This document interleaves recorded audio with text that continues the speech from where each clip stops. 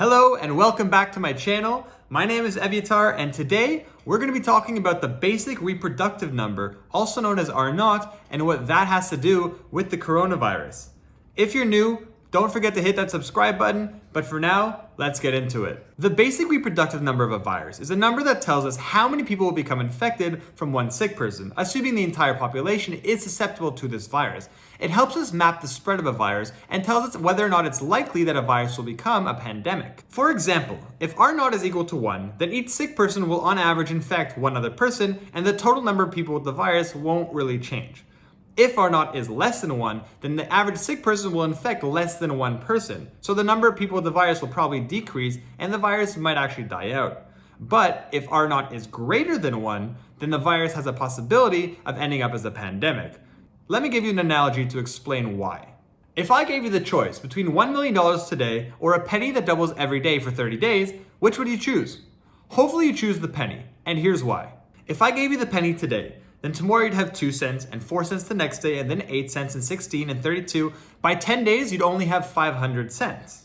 But 20 days in, you'd have 500,000 cents, and then 1,000,000 cents, and then 2,000,000 cents. And by 30 days, you'd end up with over 500 million pennies.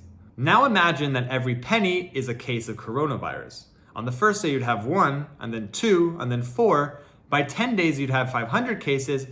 3 weeks in, you'd have 500,000 cases, and after a month, 500 million cases. Obviously, the virus takes more than 1 day to incubate in your system, so the number of cases won't actually double every single day. But the point of this analogy is to highlight exponential growth. Just like the pennies grew exponentially, if you have a high R0, the number of cases will also grow exponentially.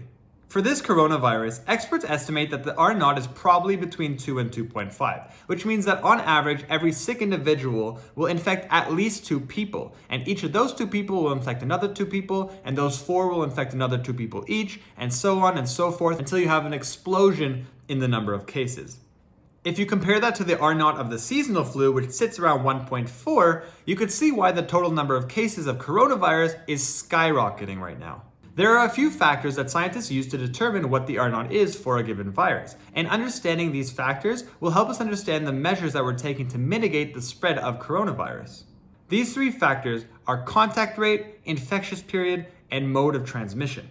The contact rate is basically how many people will a sick person come into contact with every day. Obviously, the more contacts they have, the higher the contact rate, which is a higher R0.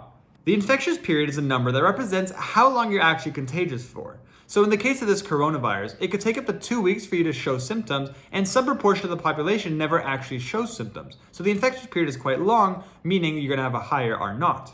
The mode of transmission is a number that represents how successful the virus is at infecting people, or put in other terms, how contagious is the actual virus. So in this case, someone could get infected from aerosols or water droplets or touching something that's infected. It's a pretty contagious virus, and if you come into contact with someone who's sick, you have a pretty high chance of getting infected. Therefore, there's a higher mode of transmission. So based on these 3 factors, you could understand why social isolation and better hygiene are important. By staying socially isolated, we reduce the contact rate to almost 0 because you're not seeing anybody. And if you wash your hands and wear gloves and wear a mask, you reduce the mode of transmission because you're reducing the number of successful infections by the virus. And all this would reduce R0 to less than 1, which would eventually stop the spread of the virus. The penny analogy also highlights another important point, that it's critical for us to act early. We saw how slow the growth of the pennies was at first, having only 510 days. But at 3 weeks, we already had over 500,000. And at 30 days, we had over 500 million. Now, the virus is not going to double every day because, as I mentioned, it has a 2-week incubation period. But remember, a 2-week incubation period is a 2-week delay in catching the virus. If the number of cases starts off slow, just like the pennies, and we have a 2-week delay in catching the virus, by the time we've hit a few thousand cases, it's already way too late. So please, do your part and stay at home. Thank you so much for watching today's video.